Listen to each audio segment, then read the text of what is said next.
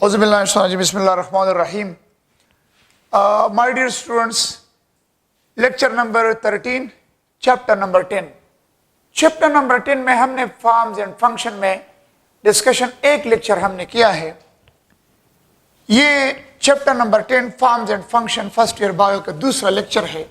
वैसे as a whole lecture हमारे आ रहे onward पहले से previously ये lecture number 13 है. तो लेक्चर नंबर 13 में अभी हमने फॉर्म्स एंड फंक्शन का नेक्स्ट टॉपिक डिस्कस करना है, potassium ion flow theory. Potassium ion flow यानी mechanism of opening and closing of stomata हमने डिस्कस किया था. उसके दो थ्योरीज है. There are two theories about the opening and closing of stomata. One is sugar starch hypothesis and the second one is potassium ion flow theory. Potassium ion flow theory. According to this theory, how the opening of stromata occur and how closing of stromata occur. For example, opening. How opening of stromata occur. Same वही चीज है. Opening ये होता है कि during daytime. During daytime in guard cell starch, store starch, ये मैं एक लाइन में लिख रहा हूं. स्टोर स्टार्च एरो बना दे, it will be converted into what? Glucose 6 phosphate. Glucose 6 phosphate में कन्वर्ट होगा. जब ये ग्लूकोज 6 फॉस्फेट पे कन्वर्ट होगा, अब पीच क्या होगा? दिन का वक्त है तो पीच होगा हाई. हाई मतलब अल्कलाइन. और एंजाइम वही है, स्टार्च फास्फोराइलेज है. फिर ये ग्लूकोज 6 फॉस्फेट जो है, ग्लूकोज 6 फॉस्फेट ये कंबाइन, ये मतलब कन्वर्ट होंगे फास्फिनोल पायरोइक एसिड. फास्फिनोल पायरोवेट या पायरोइक एसिड. फिर ये, इसको आप लोग पीपीपी भी कह सकते हैं. पीपीपी पाकिस्तान पीपल्स पार्टी नहीं है, फास्फिनोल पायरोवेट. अब ये पीपीपी जो है phosphoenol pyruvate plus carbon dioxide and gives rise to malic acid. क्या चीज प्रोड्यूस करेगा? Malic acid. मैलिक एसिड चूंकि वीक एसिड है, it will be break down into two. दो आयंस में ब्रेक डाउन होंगे. एक है मलेट आयन, मलेट आयन, और दूसरा है हाइड्रोजन आयन. ये सब कुछ कहां पे हो रहा है? Production of malate ion C2H4O. Malate ion and hydrogen ion production occur in the guard cell. मैंने इधर लिखा है, देखिए, पॉइंट टू बी नोटेड. ये जगह नोट कर ले कि आप लोग कंफ्यूज ना हो कि ये सब कुछ कहां पे हो रहा है. During day time, opening day time में होता है ना, देखिए डे टाइम, दिन के वक्त गार्ड सेल में जो स्टोर स्टार्च है वो हाई पीच और स्टार्च फास्फोराइलेज के जरिए कन्वर्ट होगा ग्लूकोज 6 फॉस्फेट. फिर वही ग्लूकोज 6 फॉस्फेट कन्वर्ट होगा फास्फिनोल पायरोइक एसिड. फास्फिनोल पायरोइक एसिड जो है वो कन्वर्ट होगा, मैं इधर शॉर्टकट फॉर्म लिखे PPP, phosphoenol pyruvate, plus carbon dioxide produce malic acid. Malic acid malate और हाइड्रोजन आयन में कन्वर्ट होगा. अब आपके साथ गार्ड सेल में ये चीजें हैं. Consider that is guard cell. That is guard cell है. तो गार्ड सेल के अंदर इधर क्या चीज है? मैं लिखता हूं M और H.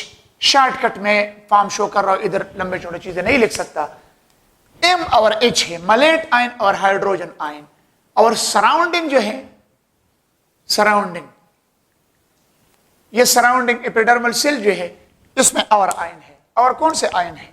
Potassium ion. चूंकि दिन का वक्त है, पीएच हाई है. हाई पीएच की वजह से, due to which one pH exchange of potassium and hydrogen ion occur between the guard cell and surrounding epidermal cell. तो due to which one pH, नीचे होगा अल्कलाइन पीएच, एसिडिक पीएच, या होगा high pH या लो pH. तो अगर alkaline दिया है या हाई दिया है, ये इसका आंसर होगा, क्योंकि दिन के वक्त गार्ड सेल के पीच हाई है क्योंकि कार्बन डाइऑक्साइड इस्तेमाल होता है। हाई पीच की वजह से एक्सचेंज ऑफ आयन होगा, पोटेशियम आयन अंदर आएगा और हाइड्रोजन आयन बाहर रिलीज होगा सराउंडिंग एपिडर्मल सेल को। समझ आ रहे हैं ना? अब जब ये एक्सचेंज होगा, अब क्या होगा, अब हमारे साथ गार्ड सेल के अंदर कौन से आयन है? एम है, एम तो पहले से है, एम है और के है। और जो सराउंडिंग सेल है, सराउंडिंग सेल में अब आप लोगों के साथ इधर क्या चीज में लिख लो, सराउंडिंग सेल में H है, H सराउंडिंग सेल में क्या है? H hydrogen ion. अब आप लोग ये याद रख ले, ये M और H जो होता है, M और H मलेट और हाइड्रोजन तो पहले से, दिन के वक्त पीच हाई हो गया, अब ये जनाब पोटेशियम आयन अंदर आ गया और हाइड्रोजन आयन बाहर सराउंडिंग सेल को आ गया। Now what happened? The malate and potassium ion act is a solute. Malate और potassium ion act is a solute. जब ये सल्यूट के तौर पे काम करेगा, सो मीन गार्ड सेल का सल्यूट पोटेंशियल हाई हो गया और ये गार्ड सेल क्या करेगा? It take water from the surrounding cell.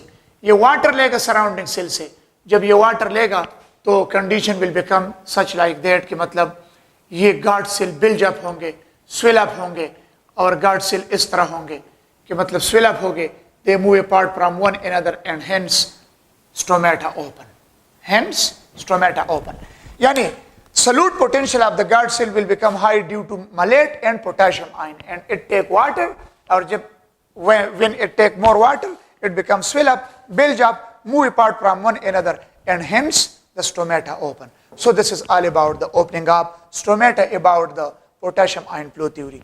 अगर आप लोगों को क्वेश्चन आ गया कि during daytime according to potassium ion flow theory, during daytime which one ion exchange occur during daytime?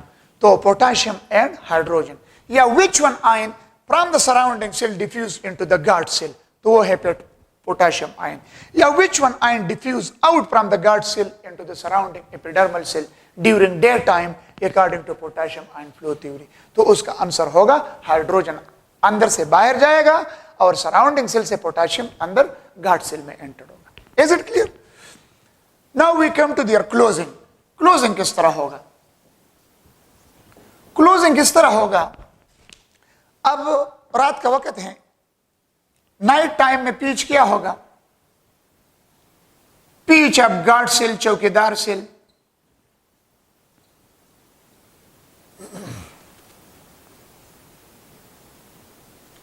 Peach of guard cell during night time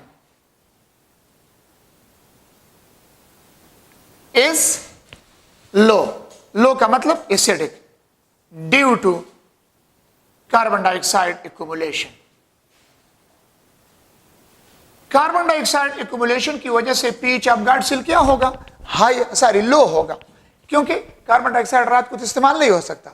तो जब peach लो हो गया, एसिडिक पीच हो गया, अब जनाब ये exchange of ion reverse direction में होगा। एक्सचेंज ऑफ आयन इस तरह होगा। अब देख ले, गार्ड सेल के अंदर क्या चीज है? दिन के वक्त तो ये चीजें हैं ना, दिन के वक्त एम और के, मलेट और पोटेशियम, मलेट और पोटेशियम है। सराउंडिंग एपिडर्मल सेल के अंदर क्या है? सराउंडिंग एपिडर्मल सेल के अंदर हाइड्रोजन है। अब जनाब exchange of ion reverse direction में होगा due to which one pH? Due to low pH. तो लो पीच की वजह से अब ये कंडीशन होगा कि लो पीच की वजह से ये हाइड्रोजन आयन अंदर आएगा, डिफ्यूज होगा, और पोटेशियम आयन जो है ये बाहर सराउंडिंग एपिडर्मल सेल को डिफ्यूज होगा। समझ आ गया? अब जनाब क्या होगा? ये गार्ड सेल है, दिस इज गार्ड सेल, और गार्ड सेल के अंदर क्या है? गार्ड सेल के अंदर मलेट तो इधर है, अब पोटेशियम भी अंदर आ गया और हाइड्रोजन किधर चला गया?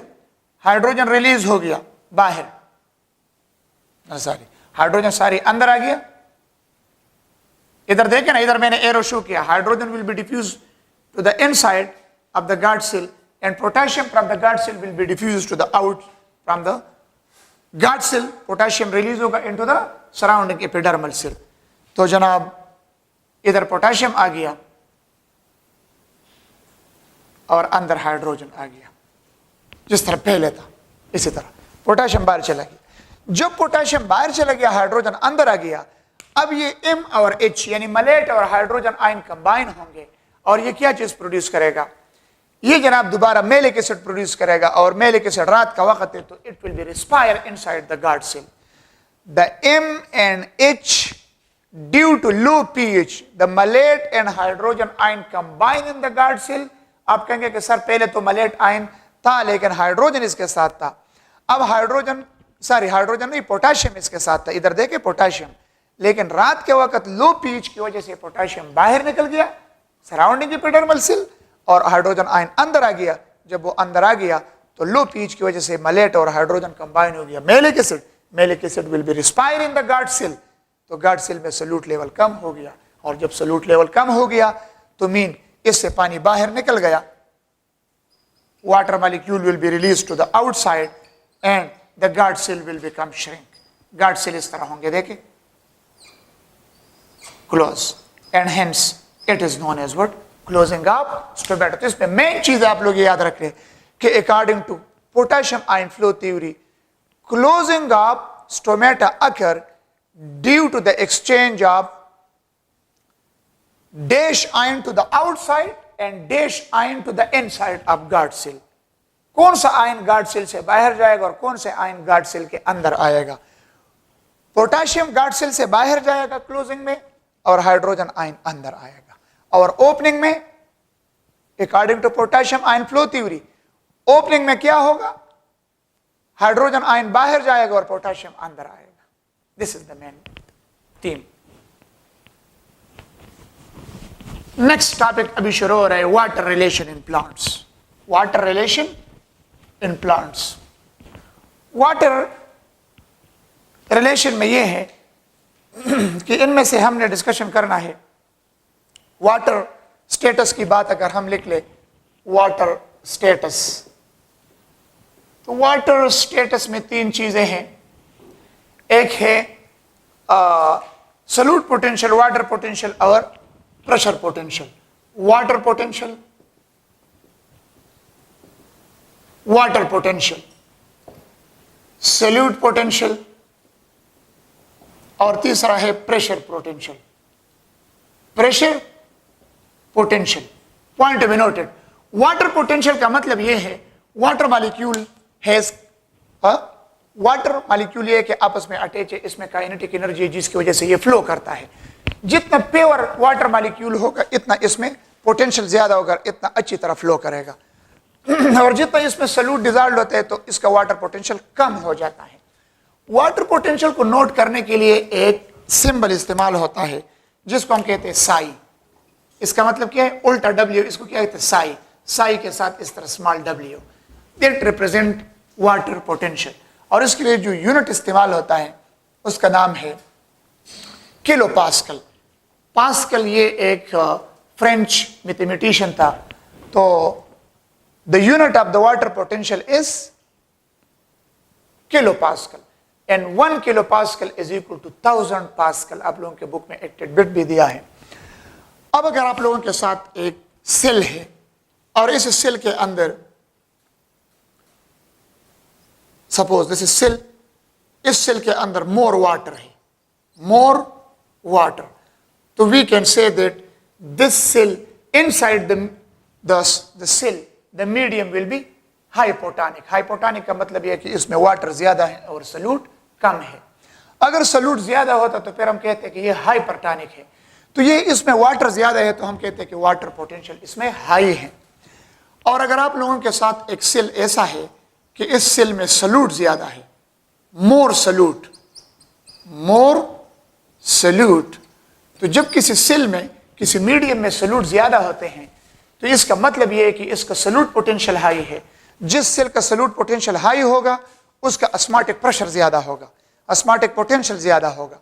ऑस्मोटिक प्रेशर, ऑस्मोटिक पोटेंशियल का मतलब ये है कि सेल के अंदर जब सॉल्यूट ज्यादा है तो इस सेल का प्रॉपर्टी ये है कि it will take more water. जब सॉल्यूट ज्यादा है तो ये हाइपरटोनिक मीडियम है। हाइपर मीन अबव, ज्यादा, ज्यादा सॉल्यूट है, हाइपरटोनिक मीडियम है। बाहर से ये पानी लेना शुरू करेगा क्योंकि इसकी प्रॉपर्टी ये है कि ये पानी ज्यादा लेगा क्योंकि इसमें पानी कम है। जब ये बाहर से पानी लेना स्टार्ट करेगा स्लोली ग्रेजुअली इस सेल का मीडियम जो है ये डाइल्यूट होगा और ये सेल इस तरह स्विल अप होगा। ये देखें, अब इसमें पानी ज्यादा आ गया, सेल स्विल अप हो गया। अब इसको मैं कहता हूं turgid cell. Turgid cell, turgid का मतलब है स्विल अप, बिल जाओ। ये क्यों टर्जिड हो गया, स्विल अप हो गया? Due to taking up more water. क्यों ज्यादा पानी लिया? Due to high level of solute inside the cell. तो जब इसके अंदर मतलब टर्जिडिटी डेवलप्ड हो गया तो इस प्रेशर को हम क्या कहते हैं? प्रेशर पोटेंशियल या टर्गर प्रेशर। प्रेशर पोटेंशियल जो है ये किस चीज की वजह से डेवलप्ड होता है? Due to taking up more water by a cell. और क्यों सेल ज्यादा पानी लेगा? Due to high level of solute inside the cell. ठीक है, तो ये दोनों भी सॉल्यूट पोटेंशियल भी आप लोग पोटेंशियल के लिए ये भी उल्टा W इसके साथ S और प्रेशर के लिए वही सिंबल इस्तेमाल होते इसके साथ P हमने इस्तेमाल करना है। तो ये तो एक शॉर्टकट 2-3 पॉइंट थे। अभी हम आ रहे ट्रांसपोर्ट इन प्लांट्स कि प्लांट्स बॉडी में ट्रांसपोर्टेशन किस तरह होता है और किन चीज़ों का ट्रांसपोर्ट होता है और ट्रांसपोर्ट का पाथवे क्या है। तो ट्रांसपोर्टेशन के लिए ट्रांसपोर्ट इन प्लांट जो होता है, ट्रांसपोर्ट सिस्टम, जिस तरह एनिमल ह्यूमन में ट्रांसपोर्ट होते हैं इस तरह प्लांट बॉडी में भी होता है transport in plants. Plant body में ट्रांसपोर्टेशन होता है वाटर, डिजॉल्व मिनरल्स और सॉल्यूट जो प्लांट बॉडी के लीव्स में जो खुराक तैयार होते हैं वही ट्रांसपोर्ट होगा और वाटर और मिनरल सॉइल से लेता है उसका ट्रांसपोर्टेशन होगा। तो चलो ठीक है, ट्रांसपोर्ट तो वाटर प्लस डिजॉल्व्ड मिनरल्स ये एक चीज हो गया। दूसरा सॉल्यूट। सॉल्यूट ये है कि ग्लूकोज वगैरह जो सक्रोज की शक्ल में डिस्ट्रीब्यूट होते हैं प्लांट का तैयार शुद्ध खुराक, इन चीजों का डिस्ट्रीब्यूशन होता है, ट्रांसपोर्ट होता है। किसके जरिए ट्रांसपोर्ट होगा? ट्रांसपोर्ट के लिए transport occur by vascular tissue. Vascular tissue, vascular tissue हमारे साथ दो किस्म के हैं। One is the xylem tissue and the second one is the phloem. Xylem and phloem. अब इसे आप लोग याद रखें, इस चैप्टर में आ गया है कि जाइलम जो होता है ये सेंटर ऑफ द स्टेम में होता है। जो वुडी पोर्शन होता है ना, would, centre of the stem में जाइलम होता है। और स्टेम का जो आउटर पोर्शन होता है ये देख ले, कंसिडर दिस मार्कर। अक्सर आप लोगों ने देखा होगा कि दरख्त के आउटर स्टेम के ऊपर ये डेड बार्क होता है, छिलका जिसे कहते हैं, पुस्तकें, छिलका, बार्क। डेड बार्क में कुछ भी नहीं होता, ये डेड बार्क है। डेड बार्क के नीचे लिविंग बार्क होते हैं, लिविंग बार्क, लिविंग छिलका। उस लिविंग बार्क में फ्लोएम होता है और लिविंग बार्क से नीचे लिविंग वुड होता है। लिविंग वुड में जाइलम होता है और उससे अंदर फिर सेंटर ऑफ द स्टेम में डेड वुड होता है, उसमें जो जाइलम होता है वो बिल्कुल ब्लैक हो गया है। ठीक है ना? तो जाइलम इज कंसर्न, और जाइलम और फ्लोएम ये टिश्यू है, ये कोई आर्गन नहीं है।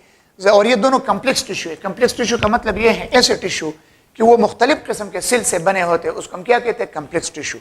Xylem is responsible for the translocation, for the conduction, for the transport of water and dissolved mineral salts, and phloem will be responsible for the translocation of solutes, for the translocation of food material. Clear? जब ये इतनी important चीज है, xylem जो है इसका composition क्या है? जाइलम इन चीजों से बना है, कम्प्लेक्स टिश्यू है। Xylem, xylem parenchyma, xylem fibres जो सपोर्ट देने के लिए है,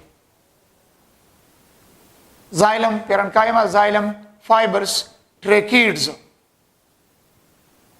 और वेसल, ये सारे सेल्स है और ये डिफरेंट सेल्स है। Vessel, tracheids, fibres, parenchyma, these are totally different cell. जब ये डिफरेंट सेल्स है और ये डिफरेंट सेल्स कंबाइन हो गए, इससे टिश्यू बना है. Such type of tissue which is consist of different type of cell is known as what? Xylem. Is known as complex tissue. अब इनमें से हमने डिस्कशन ये करना है कि पेरेन्काइमा सेल जहां पे होता है तो पेरेन्काइमा सेल का काम यह होता है कि storage of water and food. Okay, fibres जो होते हैं इस चैप्टर में आगे आएंगे. ये स्क्लेरेन्काइमा सेल का एक किस्म है. स्क्लेरेन्काइमा सेल्स जो होते हैं दो किस्म के हैं, एक फाइबर्स है, एक स्क्लेराइड्स है. आगे डिस्कशन में आएंगे. तो ये फाइबर्स भी सपोर्टिव है. फाइबर्स क्या है? सपोर्टिव है. मेन सेल जो जाइलम में कंडक्शन ऑफ वाटर करते हैं, ट्रांसपोर्ट ऑफ वाटर, वो एक ट्रेकीड्स है और एक वेसल है. इन दोनों में एमसीक्यूज भी है और इसका ये चीज आप लोग जहन में याद रख ले. ट्रेकीड्स जो होते हैं, ट्रेकीड्स हमारे साथ अर्ली स्टेज में लिविंग सेल्स होते हैं, लेकिन with the passage of time ये ट्रेकीड्स डेड हो जाते हैं. It become dead. तो ट्रेकीड्स, मैच्योर ट्रेकीड्स जो होते हैं ये डेड सेल्स होते हैं. Tracheids are elongated cell. Tracheids are elongated cells having no perforation at the end. And में इसकी किसी किस्म की सुराख नहीं है. ये नैरो सेल है, elongated cells है और नैरो सेल है और इसके थिक लिग्निफाइड वॉल है. थिक लिग्निफाइड वॉल इसके होते हैं. ये tracheids are narrow, tracheids are long elongated and tracheids are tapering at their both end. both end are tapering. इसके साइडों पे छोटे छोटे सुराख होते हैं. इस सुराख का नाम क्या होता है? These pores are known as what? Pits. Pits. Pits का मतलब क्या है? पोर. लेकिन ये चीज याद रखे कि ट्रेकीड्स में एंड पोर्शन में किसी किस्म के पोर्स नहीं है. They are not perforated at the end. और ट्रेकीड्स एंड टू एंड भी अटैच नहीं होते, साइड बाय साइड अटैच है. और ट्रेकीड्स में वाटर कंडक्शन इसी पोर के जरिए होते हैं जिसका नाम क्या है? पिट्स होता है. ट्रेकीड्स और विसल में अगर आप लोग कंपेरिजन कर ले, सबसे अच्छी तरह वाटर ट्रांसपोर्ट कौन से सेल में होता है? ट्रेकीड्स में या विसल में? तो सबसे अच्छे किस्म का ट्रांसपोर्ट जो होता है वो ट्रेकीड्स में नहीं होता, वो विसल में होता है. Best transport of water occur in tracheids. अलकानो लेक्चर शुरू दे, आराम से रखे रहे. हाँ, तो tracheids they are dead cell, elongated cell. अब ये याद रख ले, अगर क्वेश्चन में दे दो ट्रेकीड्स अकर इन, तो इसका आंसर है best option xylem of and occur in xylem of gymno and pterido. Xylem of gymnosperm and ferns. FERN इस फंस या फंस की जगह आप लोग कह सकते हैं टिरिडोफाइट्स. टिरिडोफाइट्स. और अगर मैं लिख लो tracheids absent in xylem of question, इसका आंसर होगा, आप लोग खुद इससे अंदाजा कर ले कि tracheids occur in xylem of gymno and ferns. Ferns का मतलब है टिरिडोफाइट्स. तो जब इसमें अकर है तो एब्सेंट किस में होंगे? अकर की जगह प्रेजेंट भी लिख सकते हैं. Absent in xylem of angiosperm. Angiosperm के जाइलम में नहीं है, तो एंजियोस्पर्म के जाइलम में फिर ट्रांसपोर्ट वेसल करता है. क्या करता है transport? Vessel. The next one xylem में क्या है? वेसल. हमने डिस्कस करना है कि वेसल किस तरह होता है. तो वेसल जो है, वेसल्स ट्रेकीड से थोड़ा मुख्तलिफ हैं.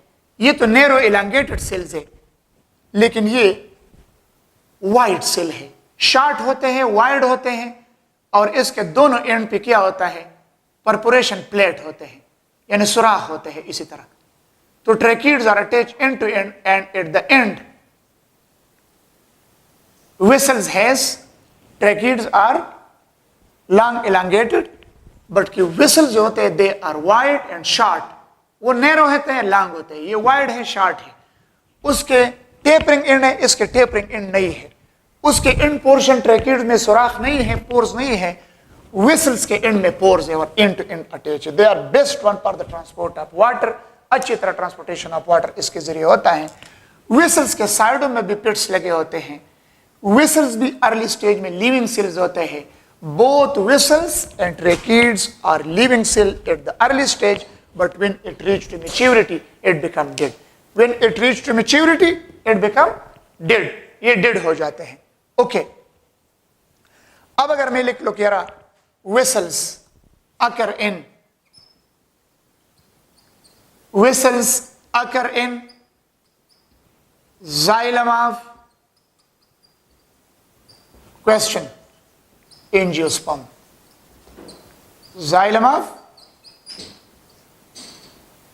एंजियोस्पर्म में है. और अगर मैं ये लिख लो कि वेसल्स एब्सेंट इन, तो आंसर होगा xylem of gymno and ferns.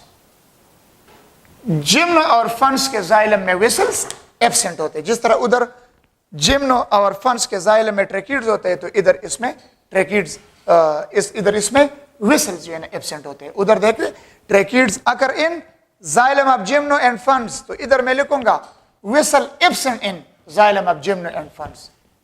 Is it clear? तो ये आप लोगों के साथ वेसल्स के और ट्रैकिड्स का इंट्रोडक्शन हो गया. These are the main cell which are responsible for the transport of water inside the plant body.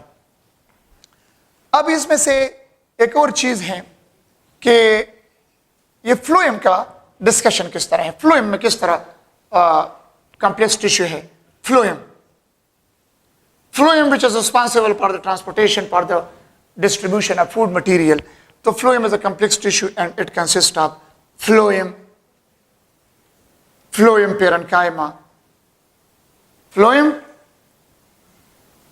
Parenchyma, phloem fibres, एक इसमें होते हैं रेसिल.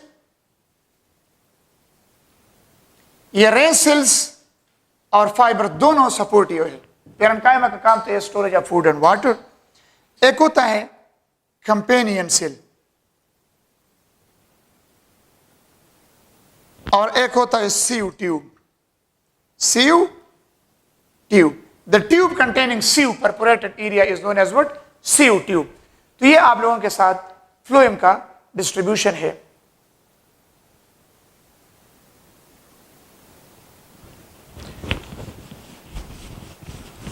अब इनमें से मेन सेल जो ट्रांसलोकेशन ऑफ सॉल्यूट्स के लिए रिस्पॉन्सिबल है फ्लोएम में, वो कौन कौन से हैं? Which one of the following cell are mainly responsible for the translocation of solute in the phloem? तो इनमें से दिए होंगे, ए नंबर दिया होगा फाइबर्स, फ्लोएम रेसिल. सी नंबर ऑप्शन होगा companion cell and sieve tube.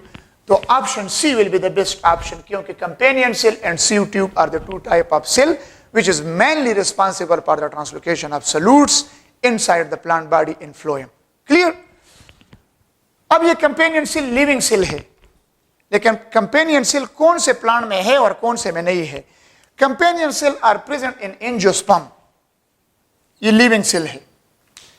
कौन से सेल है? Living cell. Living cells occur in angiosperm. Angiosperm के फ्लोएम में है, लेकिन एब्सेंट है in the phloem of gymno and pterido. Pteridophytes और जिम्नोस्पर्म के फ्लोएम में एब्सेंट होता है. अगर आप लोगों के एमसीक्यूज आ जाए, companion cell are living cell having elongated nucleus and absent in the phloem of dash. तो absent in the phloem of gymno and pterido, and companion cell are present in the phloem of angiosperm. Is it clear? Sieve tube ये भी living cells है. Living cells ये फिर सारे angio gymno टिरिडो सब में sieve tube होता है. सीव का मतलब है परपोरेटेड. चांदनी को कहते हैं. चांदनी नहीं जो लोग किचन में इससे चाय तख्तीर करते हैं, चांदनी. इस वजह से यानी इस सीव ट्यूब इस तरह होते हैं. इसके एंड में एक परपोरेशन होता है. इसी तरह ये देखिए, जिस तरह चांदनी में ये बहुत सारे सुराख होते हैं, इस तरह इसमें भी होते हैं. इसको कहते हैं परपोरेशन प्लेट या सीव प्लेट. बेस्ट वर्ड इसके लिए इस्तेमाल होता है sieve plate containing so many pores. इस तरह इधर भी होते हैं. तो ये परपोरेशन एरिया है, सीव प्लेट है, लेकिन सराउंडिंग इसमें भी पिट्स लगे होते हैं. अब इस सीव ट्यूब के साथ इधर कंपेनियन सेल लगे होते हैं और ये कंपेनियन सेल सीव ट्यूब के साथ अटैच है by a connection which is known as what, plasmodesmata. The connection between the companion cell, ये कंपेनियन सेल है, companion cells. The connection between the companion cell and the sieve tube is known as what? Plasmodesmata. And this is plasmodesmata by means of which exchange of solutes in solution form occur. यानी plasmodesmata से solution form में खुराक entered होगा, companion cell से plasmodesmata के जरिए entered होगा into sieve tube और फिर tube to tube translocation plant body में होता है। Is it clear? तो companion cell और sieve tube living cells है, लेकिन ट्रेकिड्स और विसल अर्ली स्टेज में लिविंग होते हैं लेकिन बाद में डिड हो जाते हैं। दूसरा पॉइंट आप एमसीक्यूज ये याद रख ले कि यारा कंपेनियन सेल कौन से प्लांट के फ्लोएम में एब्सेंट है और कौन से प्लांट के फ्लोएम में प्रेजेंट है। तो प्रेजेंट है companion cell in the phloem of angiosperm और एब्सेंट है in the phloem of pterido and gymno. Okay, अब हमने डिस्कशन इसमें यह करना है कि वाटर स्टेटस जो है प्लांट बॉडी में, ये वाटर का डिस्ट्रीब्यूशन किस तरह होता है, how the translocation, how the transport of water inside the plant body occur. तो इसके लिए हम लिखते हैं movement of water through roots, movement of water through roots. ये शॉर्टकट एक डायग्राम है, उस डायग्राम के जरिए इंशाल्लाह ये क्लियर होगा। तो मोमेंट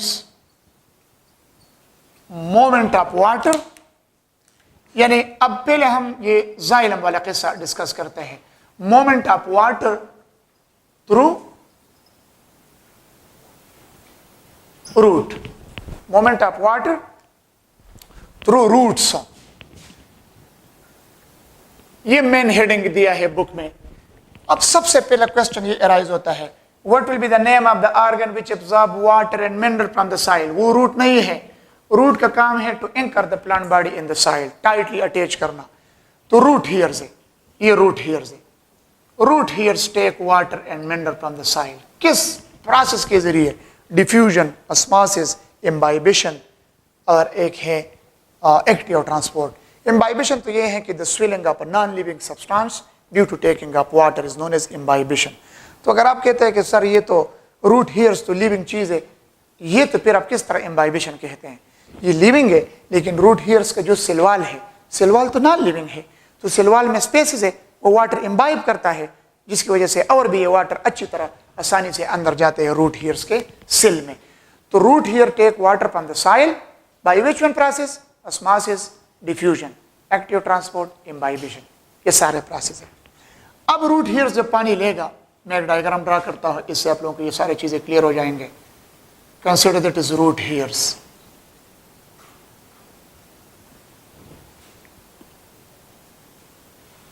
ये पेरेन्काइमा सेल है, इंटरनल स्ट्रक्चर को हम कॉर्टेक्स कहते हैं, कॉर्टेक्स, पेरेन्काइमा सेल। अब इसके बाद इधर क्या है, एंडोडर्मिस। क्या चीज है ये, एंडोडर्मिस। एंडोडर्मिस के बाद इधर मेन जाइलम फ्लोएम ड्रा कर ले। ये स्टार शेप चीज जो मैं ड्रा कर रहा हूं, ये कंसिडर कर ले जाइलम। ये जाइलम है, जाइलम, और इसके सेंटर में ये ब्लू कलर के डॉट्स में लगा रहा हूं, ये फ्लोएम है। ये क्या चीज है, फ्लोएम। और ये हो गया वास्कुलर बंडल, ये बिल्कुल सेंटर में होता है। वास्कुलर बंडल में ये फ्लोएम है और ये स्टार शेप जाइलम है। अब क्वेश्चन मेरा ये है, ये रूट हियर साइल पार्टिकल के बीच में होते हैं, ये साइल पार्टिकल है। साइल पार्टिकल के इर्द गिर्द ये डॉट्स फिल्म ऑफ वाटर है, फिल्म ऑफ वाटर। जब इस रूट हियर सेल में पानी की कमी आ जाता है तो इस साइल पार्टिकल के इर्द गिर्द ये साइल पार्टिकल है, साइल साइल साइल पार्टिकल है। साइल पार्टिकल के इर्द गिर्द ये वाटर फिल्म है। इस वाटर फिल्म में डिजॉल्व मिनरल्स भी होते हैं। इट विल टेक, ये root hair cell will take water by osmosis, diffusion, whatever में भी, इसने पानी ले लिया सोल्यूशन की शक्ल में। जब इसने पानी ले लिया सोल्यूशन की शक्ल में, अब ये वाटर इधर है सोल्यूशन फॉर्म में, इधर भी इस तरह साइल पार्टिकल के एक जो फिल्म ऑफ वाटर है, इसने ये ले लिया। जब ले लिया, अब ये वाटर इधर है। अब क्वेश्चन मेरा ये है कि the root hair will take water from the soil by by diffusion osmosis, active transport and imbibition.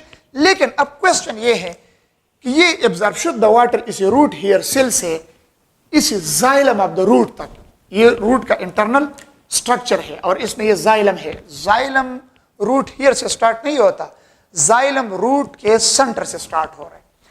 अब क्वेश्चन हमारा ये है कि what will be the pathway of the absorb water. Root hair ने जो पानी लिया साइल से, ये एब्जॉर्ब शुद्ध वाटर अब रूट हियर से किस तरह जाइलम ऑफ द रूट तक पहुंचेगा। इसके पाथवे कितने हैं, हाउ मेनी पाथवे? इसके 3 पाथवे हैं, ये देखें। एपोप्लास्ट, ये बहुत शॉर्टकट चीज है, अभी 2 मिनट में खत्म हो जाएगा। Apoplast, apoplast pathway. दूसरा जो है सिम्प्लास्ट, सिम्प्लास्ट पाथवे। और तीसरा जो है vacuolar pathway. Vacuolar pathway or you can say, vacuolar pathway को आप लोग कह सकते हैं transcellular pathway. Point to be noted, how many pathway, how many pathway occur for the transport of water from the root here to reach the xylem of the root? Option में है 1 2 3 4, तो option C 3। Which are the following pathway? Epoplast, Symplast, Vacuolar. Option D, all of above. Which of the following pathway is non-living? Epoplast, ये non-living है, non-living, non-living है। क्यों? ये intercellular spaces जो है इसमें वाटर इस तरह फ्लो करेगा और इस तरह करते करते जाइलम तक पहुंचेगा। तो स्पेसेस तो नॉन लिविंग चीज है, तो नॉन लिविंग चीज है, तो इस वजह से उसको हम नॉन लिविंग पाथवे कहते हैं। Which one is non living pathway? Apoplast. Which one is living pathway? Vacuolar pathway. ये लिविंग पाथवे है। My dear student, why it is living pathway? Cell to cell movement of water occur, एक cell cytoplasm से दूसरे, फिर तीसरे, इस तरह करते करते जाइलम ऑफ द रूट तक पहुंचेगा। तो cell to cell movement of water is the living pathway. Vacuole तो बजाते खुद नॉन लिविंग है, लेकिन चूंकि वैक्यूल सेल के अंदर होता है, कंसिडर दिस, इस सेल के अंदर ये वैक्यूल है, इसके अंदर भी ये वैक्यूल है, ये प्लाज्मोडेस्माटा है। तो सेल टू सेल मूवमेंट इसमें भी होता है, इसमें vacuole to vacuole water flow करता है। लेकिन चूंकि वैक्यूल नॉन लिविंग है, तो अगर हम कहें कि वैक्यूलर पाथवे नॉन लिविंग है तो ये बात गलत होगा। क्यों? वैक्यूल बजाते खुद नॉन लिविंग है, लेकिन चूंकि साइटोप्लाज्म के अंदर है, तो vacuolar pathway is also consider as a living pathway. It is also consider as a living pathway. My dear student, इधर भी कुछ स्टूडेंट्स हैं, 1 2 3 कहीं से आए हैं, मेहमान हैं, तो वो बैठे हैं, वो भी इधर इशारा कर रहे हैं कि ठीक है, हम समझते हैं। तो इस वजह से कभी कभार मेरा ख्याल इधर उधर जाते हैं, तो ये 1 2 मेहमान है वो आए हैं, बैठे हैं, तो उसकी इस वजह से ठीक है। आप लोग सोचेंगे कि पता नहीं सर क्यों इधर उधर देखते हैं, तो ये कुछ स्टूडेंट बैठे, 2 3 मेहमान आए हैं, मेरे अपने मेहमान हैं, ठीक है ना। तो ये लिविंग पाथवे है, वैक्यूलर पाथवे। वट एवर में B the pathway, the pathway for the transport of water from the root here to the root is these 3: epoplast, symplast and vacuolar pathway. Option D, all of above. Is it clear? Water किधर पहुंच गया? Xylem of the root तक। जब ये xylem of the root तक पहुंचेगा, अब question ये है कि जाइलम ऑफ द रूट से ये पानी ऊपर जाएगा या वापस आएगा? वापस मीन कि वापस इधर साइल तक आएगा। वापस भी आ सकता है, लेकिन वो स्पेशल कंडीशन में। फॉर एग्जाम्पल, जमींदार हजरात अपने फसलों को जब सोना, यूरिया वगैरह ये फर्टिलाइजर डालते हैं, तो फर्टिलाइजर डालने के बाद फौरन इसको बहुत ज्यादा अच्छी तरीके से इरिगेट करते हैं। इरिगेट अगर न करे, अगर किसी ने सोना यूरिया डाल दिया, सपोज तंबाकू या कोई प्लांट है, और वो दो दिन बाद आ गया, इरिगेशन नहीं किया, और 2 दिन बाद आते तो कहते यार प्लांट खुश्क हो गए, मैंने इसको फर्टिलाइजर ज्यादा दिए थे। लेकिन उसको पता नहीं क्यों खुश्क हो गया। वो खुश्क इसी वजह से हो गया कि वो फर्टिलाइजर इस साइल में डिजॉल्व हो गया, साइल का सोल्यूशन कंसंट्रेटेड हो गया। तो जब कंसंट्रेटेड हो गया, तो ये साइल सोल्यूशन फिर लगता है और इसी प्लांट के रूट हियर से पानी खींचते हैं, और रूट हियर आगे से पानी खींच रहा है, इसी वजह से फिर ये प्लांट खुश्क हो जाता है। मतलब साइल हाइपरटोनिक बन जाता है। समझ आ गया ना? तो जब साइल हाइपरटोनिक बन जाता है, तो इसी वजह से फिर वो पानी खींचता है। ठीक है। अब ये जस्ट बस 1-2 मिनट्स में इंशाल्लाह एक डायग्राम में ड्रा कर रहा हूं माय डियर स्टूडेंट, इंशाल्लाह ये सब कुछ खत्म हो जाएगा अभी इंशाल्लाह। ये 1-2 मिनट्स में पूरा एक डायग्राम के जरिए ये सब कुछ कंप्लीट हो जाएगा, ठीक है ना। अब मैं मेंशन कर रहा हूं एसेंट ऑफ शेप।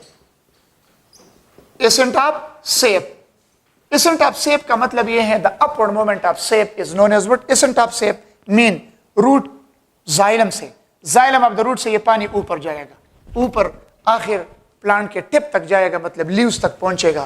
तो ये एसेंट ऑफ शेप किस तरह होगा? एसेंट ऑफ शेप आखिर बाय ट्रांसपायरेशन पुल, किसके जरिए होगा? ट्रांसपायरेशन पुल। पुल मीन खींचना, अक्सर ये दरवाजों पे लिखे होते हैं, मार्केट दुकानें जब चला जाते हैं पुल एंड पुश, तो बंदा इसमें अक्सर गलत हो जाता है।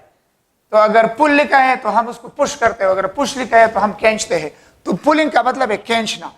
तो और ये ट्रांसपायरेशन पुल का मतलब ये है the pull which is created due to transpiration is known as what? Transpiration पुल।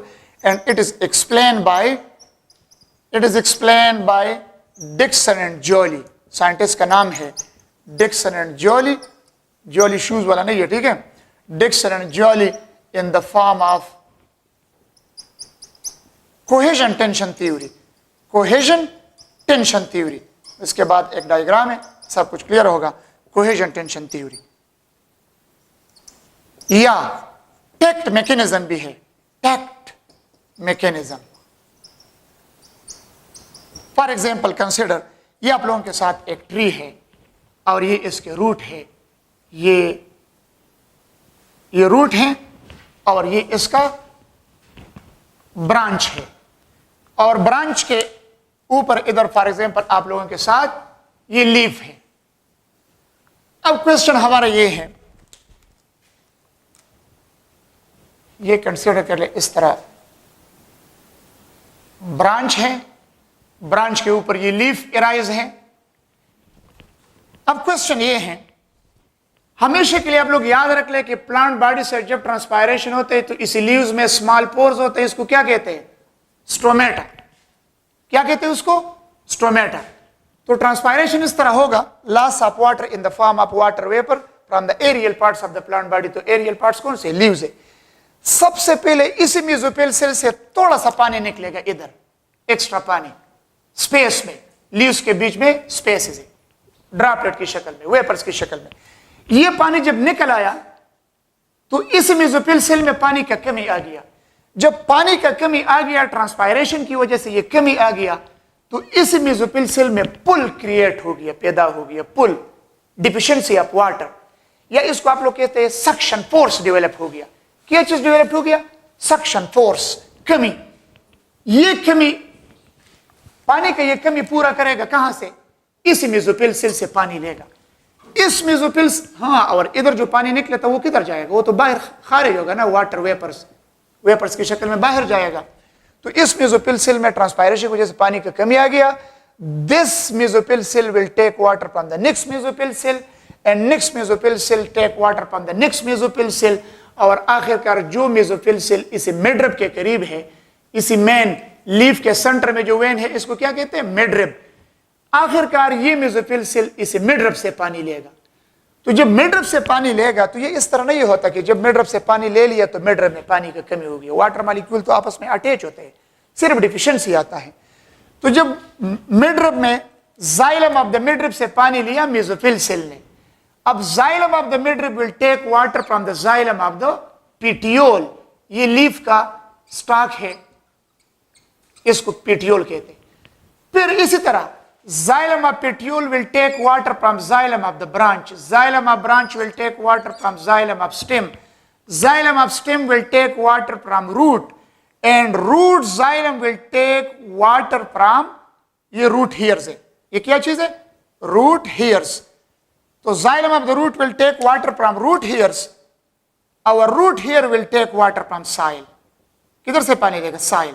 तो अब आप लोग देख ले, मैंने जो कुछ लिखा है इधर, मैंने लिखा है कि एसेंट ऑफ शेप, नीचे से ये पानी खींचा जाता है।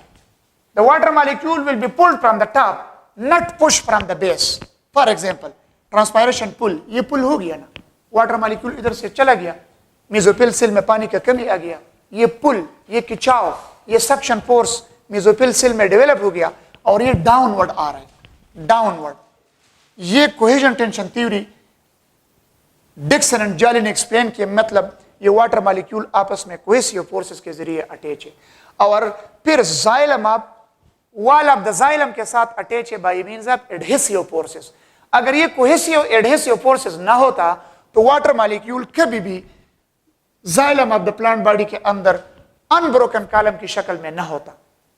Water molecule occur in unbroken form inside the xylem of the plant body due to cohesive and adhesive forces. Due to which one forces? Due to cohesive and adhesive forces. और इसको ये टेक्ट मैकेनिज्म जो दिया है, टेक्ट T का मतलब है transpiration, ए का मतलब है एडहेजन, सी का मतलब है cohesion. Transpiration, adhesion, cohesion and tension. T का मतलब क्या? टेंशन।